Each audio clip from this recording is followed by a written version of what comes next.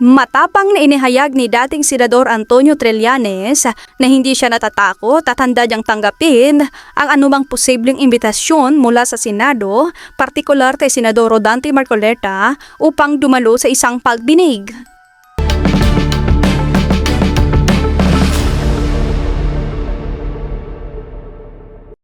Ang planong investigasyon ay may kaugnayan sa napaulat na presensya ni Trillanes noong May 11 sa gitna ng tinaguriang attempted arrest o tangkang pag-aresto kay Senador Ronald Bato de la Rosa. Ayon sa ulat ni Alison Co ng ABS-CBN News, nanindigan si Trillanes na ang dahilan ng kanyang pagpunta doon ay dahil una siyang hinamon ni de la Rosa. Dinagdag pa ng dating senador na inaasahan niyang mas marami pang arrest warrant mula sa International Criminal Court or ICC ang ipapalabas laban sa ilang matataas na opisyal sa mga susunod na buwan. Gayunpaman, mabilis na umanit ang reaksyon at matinding batikos ang mga naging pahayag na ito ni Trillanes mula sa kilalang Solid Duterte supporter vlogger na si Maharlika. Sa kanyang pinakahuling live broadcast, diretsahang sinupalpal at binasad ng vlogger ang mga hirit ng dating senador. Ayon kay Maharlika, puro lamang daw porma at palakasan ng boses sa media si Trillanes, ngunit sa katotohanan ay may tinatago umanong pakot kapag hinaharap na sa totoong buhay. Binigyang diin ng vlogger na ang mga aligasyon ni Trillanes hinggil sa ICC at tatanyang pagpunta sa tangkang pag-aresto kay Bato de la Rosa ay bahagi lamang ng isang malaking political na muro-muro at propaganda upang manatili itong may kaugnayan o relevant sa mata ng publiko. Hinamon pa ni Maharlika si Trillanes na huwag nang dumaan sa mga pa-interview sa media kung talagang matapang ito. Hamon ng vlogger kay Trillanes, harapin ito ng direkta ang mga legal na proseso at ang mga taong kanyang binabatikos nang walang proteksyon ng mga kamera at scripted na mga pahayag. Sa kasalukuyan, patuloy nag-iinit ang tensyon sa pagitan ng mga nagkakatunggaling kampo sa politika, lalo pa't usap-usapan pa rin sa bansa ang mga isyu na may kinalaman sa jurisdiction ng ICC sa Pilipinas. Para sa mga susunod pang update sa mainit na isyong ito, manatiling nakatutok dito sa Pinas News File. At para sa karagdagang detalye, narito at panuorin natin ang full video. Ngayong araw na ito, nagpa-interview si Talawan Trillanes, mga palangga, na hindi daw siya natatakot kay Marcoleta at kung ipapatawag daw siya ay babatukan niya, kung papatawag siya para batukan si Marcoleta ay babatukan niya. Alam mo ikaw, Trillanes, unang-una talagang supot ka eh. Wala kang maipagmalaki. Pakinggan na muna natin kadyutahan niya bago tayo mag-react. Ito yung interview niya. Game ako dyan, no? Hindi naman ako natatakot dito kay Marcoleta. Ito yung ito yung darating, no, na June 4. Itong darating na mga investigation patungkol dito sa mga nangyari sa Senado and syempre sa flood control. Pero ito yung particular na ito yung isyong kaguluhan sa Senate. Tignan natin ang sabi niya. Pero time and again, paulit-ulit ko sinasabi, nandoon ako kasi hinamon ako ni Bato eh. Diba? Ngayon, hindi yun utos. Hindi ako inutusan ni Bato. Hinamon niya ako. Ang hamon, pwede mong i-accept yung challenge. Sabihin, pag hinamon pala siya ni Bato na magpatayan sila sa Senate, pupunta siya. Diba? Alam mo, ito yung pananaw ni Trillanes na pangbobo talaga. Okay lang yan kung nag-amunan kayo sa kanto, right? Kung sa kanto kayo, pareho kayong adik, pareho kayong bangag, kaya may mga nagpapatayan sa iskinita, diba? Kasi ito yung mga sabog. Ito yung galawan ni Trillanes. Natuturing ang senador, pero barbaric pa rin ang pag-uugali. Alright? Tignan natin anong pinagsasabi itong Julul na to. Hindi. So I accepted the challenge. Ngayon, sabi ko nga, itong kung i-accept, hindi ako inutusan ni Bato. Hinamon niya ako. Ang hamon, pwede mong i-accept yung challenge o hindi. Okay na, hamon kita. Tumalon ka sa bangin. Diba? Hayop ka. So I accepted that challenge. For sure, hindi niya tatanggapin, di ba? Hindi niya tatanggapin kasi si Raulo, di ba nakaharap ko na yan dito? Uy, Trillanes, huwag ka magtapang-tapangan. Sa akin nga lang duwag ka eh. Babae pa kung talawan kang hayop ka. Di ba? Kailangan mo pa mag-hire ng mga bodyguard mong patpatin, ng mga payatot na kaya kong baliin yung mga buto, mga gitnag. Di ba? Nalala niyo yan, mga palangga? Itong ulol na tong loser na ito hanggang ngayon, Di ba? Irrelevant ka na nga, Trillanes, na hayop ka eh. Talunan ka eh. Ngayon na sabi ko nga, itong kung si Marcoleta ay hahamunin niya akong pumunta ng Senado para batukan siya. I will accept that as well. Baso talaga, no? Hindi, sige, pumunta ka. Subukan mong mambatok. Sige, pumunta ka doon. I wish sabihin ni Marcoleta, no? Kung ako kay Senator Marcoleta, doon ako napanood niya to. Ang sabi ko, sige, pumunta ka sa Senado. Batukan mo ko. Di ba? Tignan natin kung hanggang saan yung tapang niya. Kasi ako sinuong ko to, nilapitan ko pa tong hayop na to dito sa LA eh. Nung hindi nila ako pinapasok sa public forum, I mean, hinarang nila ako dahil takot sila sa tanong ko. Kasama yung mga ulaga, yung mga ulol dito na mga siraulo dito sa LA na mga kakabaro niya na walang ginawa kundi mga ngikil sa Filipino community, mga NPA aligned. Itong hayop na to, ikaw gago ka, unang-una, talawan ka. Nakita ng milyong-pilyong Pilipino nung panahon, 2018 pa, na duwag ka. Okay? Kaya may baril kaya tapang-tapangan ka. Pero nung nandito tayo sa Filipino community, wala kang baril dahil nasa Amerika, hindi mo kayang i-apply yung kagaguhan mo o yung pagiging gago mo sa na nakasanayan mo sa Pilipinas. Kaya 'di ba hindi ka makaporma? Nilapitan bakit ang hayop ka eh. Baka sa Pilipinas pinabaril mo na akong hayop ka. Tignan natin. Okay, sir, update na lang po sa ICC, sir. May info ba tayo na may darating pang mga ibang arrest warrants, sir? Yes, may darating pa, pero ilang months down the road pa yan lalabas. May info tayo, sir, kung nasaan po si Senator Bato de la Rosa as of the moment? Marami mga leads, pero kailangan i-validate ito. Di ba umaakto siya? Nakakala mo part siya ng government? Wala siyang pwesto sa gobyerno. Bakit hindi mo pa kasi bigyan ito bangag? Para hindi na kayo magtago na magkakasabot kayo sa pagngidnap kay PRRD at pangingidnap o kikidnapin nyo si Bato. Diba? Ito mga putang inan to may araw din. Kasi we have to be very sure. But in time, ano yan? Magkakamali yan. Pag dumungaw yan, arestado yan. No, kita mo, di ba? Pag dumugaw, arestado. Na akala mo, sabi ko nga sa inyo mga palangga, ang akala mo ay siya ang talagang manghuhuli. Well, we all know. Okay, nabinanggit po yan ng 18 brave Marines na si Trillanes ay kasabwat at binigyan ng maleta ng sobre ng pera ng bayan. The reason why, kaya ngayon, hanggang ngayon, ngayong weekend sa Pilipinas, ay gumagawa ng paraan ang Bangag Administration para makuha nila yung ibang nasa majority, okay? Nasa majority para bumaliktad. Dahil si Trillanes siyang putang inang yan. Kaya di ba tulong-tulong sila na gusto nilang kidnapin si Bato nung bago bumoto sa pag-change ng leadership sa Senate? Kasi ipapatawag silang lahat. Di ba? Ito ipapatawag to maliban pa doon sa ginawa niyang pakipagsabuatan niya kung ano yung role niya na hawak-hawak na yung warrant of arrest, allegedly ni Senator Bato. Kasama ito ipapatawag. Yung jobless, untouchable jobless naman sabi ni Karyang Hilas. Takot na takot talaga sila dyan sa Blue Ribbon Committee, lalo na talaga ng subcommittee etong si Senator Alan Cayetano at now etong si Ulaga, di ba, na-graduate sa One Bull University, si Tito Sotong inuugat na ang boto, ang hayop na yan, sinasabi na yung pagtalaga daw ng subcommittee ay illegal.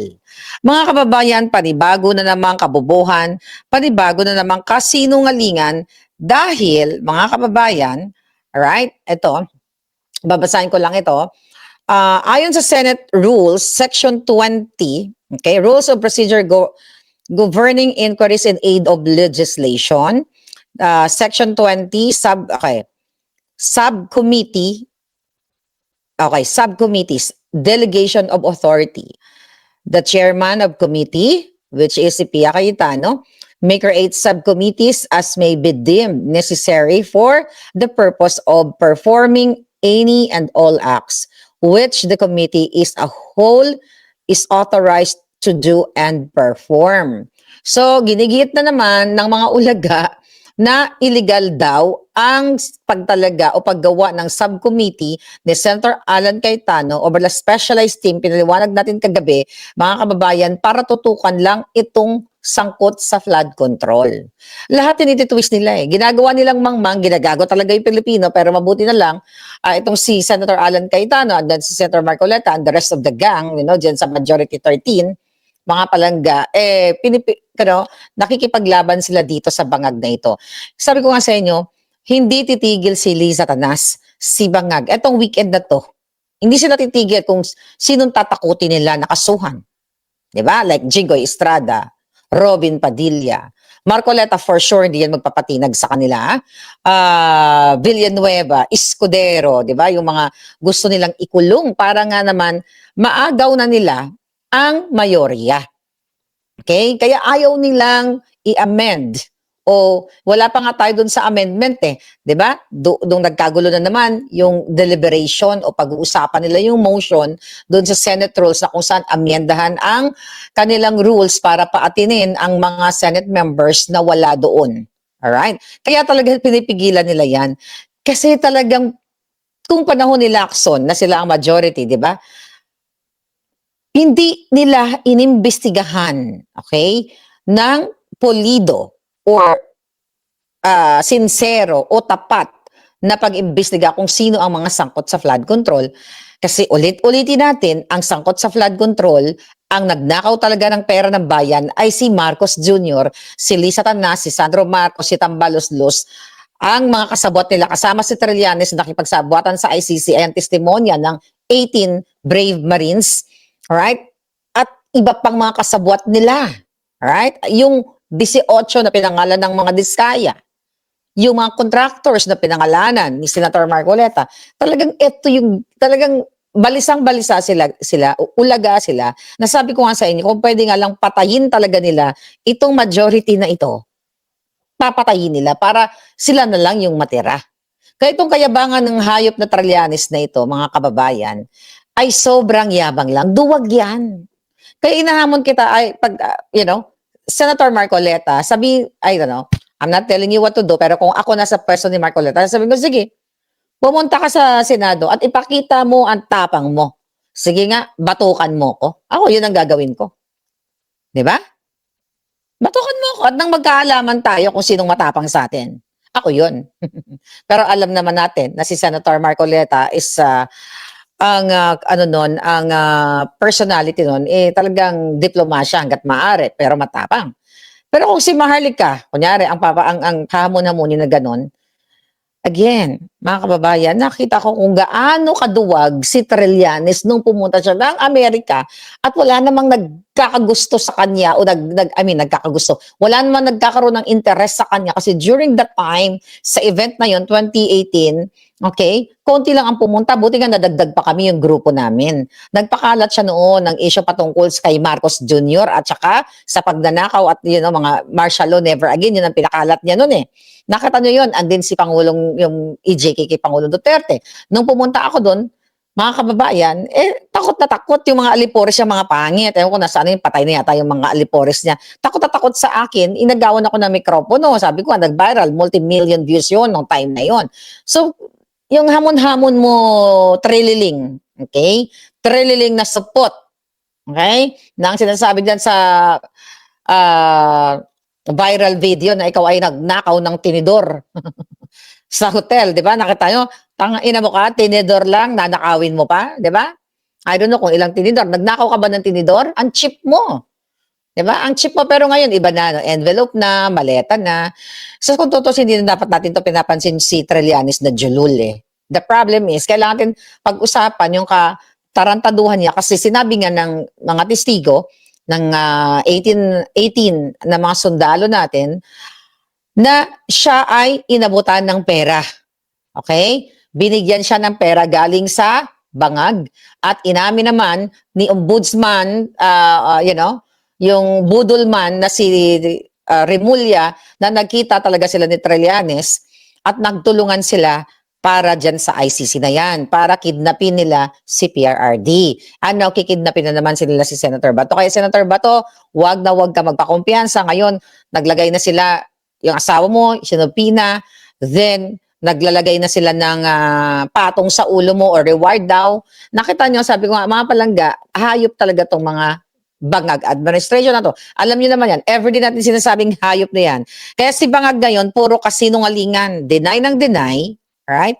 Deny siya ng deny, mga palangga na sinasabi niya, ito yung exact niya statement niya, no? yung interview na kahapon, I have never turned up the political heat. Okay? I have never attacked anyone. Although napag-usapan na rin natin yan, I have never put down anyone. Ulit-ulitin natin, sinungaling. Siya ang namulitika, siya nag-umpisa ng politika laban sa akin. 2022 pa lang. 2023, actually, nag-hire na ng 2022 ako nag-start, pero gusto nila akong tumbahin, di ba? Dahil pinupolitika nila, ginagamit nila ang pang-aabuso ng kapangyarihan. Kaya noong 2023, nag-hire sila ng assassins para patayin ako. Okay? Kaya yan ang ginawa ni Bangag Jr., nakasinungalingan niya na never siya, sabi niya, I have never attacked anyone. Umamin. Okay? Umamin yung designer. Okay? Na nag-withdraw ng kaso na ikaw Satanas, ikaw Bangag ang nag-utos para kasuhan ako. Wala naman silang pera. Nang lilimahid nga, umamin na kayo ang nag-utos para kasuhan ako, para tumigil na ako sa kadadaldal.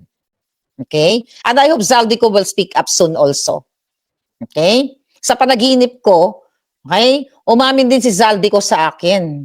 Sa panaginip ko. Umamin na ang unang utos na kasuhan ako ay ang Bangag administration at yung si Langka. Okay, yung putang inang yan sa PCSO. Umamin, wag na kayo magsinungaling. Tapos sasabihin ni Bangag, I have never put down anyone. I have never attacked anyone. Ako po yung unang inatake nila. Di ba? Umamin din yung isang scammer na si Lee Satanas ang nagpa-fund sa kanila. At si Marcos Jr. Sinungaling tong putang ina nito. Kaya sabi ko nga sa inyo, kung pwede lang, tanggalin nyo na ang mga adik sa Malacanang. Right? So, kaya pinipigilan nila si Zaldico na magsalita. Ayaw nila paatinin dyan sa Blue Ribbon Committee nung hawak nila ang mayorya. Kasi marami pong ilalabas si Zaldico. Kaya patayin, gusto nilang patayin yung si Zaldico.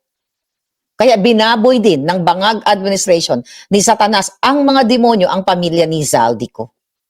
Kaya nga Zaldi, gawin mo na ang tama, eto na, Blue Ribbon na, hawak na ni Marcoleta, magsalita ka. Mag-sworn statement ka, itodo mo na. At I'm looking forward na manaig. Ito yung pag-amend ng Senate rules na papayagan yung mga resource person, yung mga witness like you, Zaldi, di ba? Via Zoom or online teleconferencing para sabi mo yung lahat ng nalalaman mo at iba pa. Maraming salamat po sa panunood. Manatiling nakatutok lamang dito sa Pinas News File para sa mga susunod na balita na ating tatalakayin.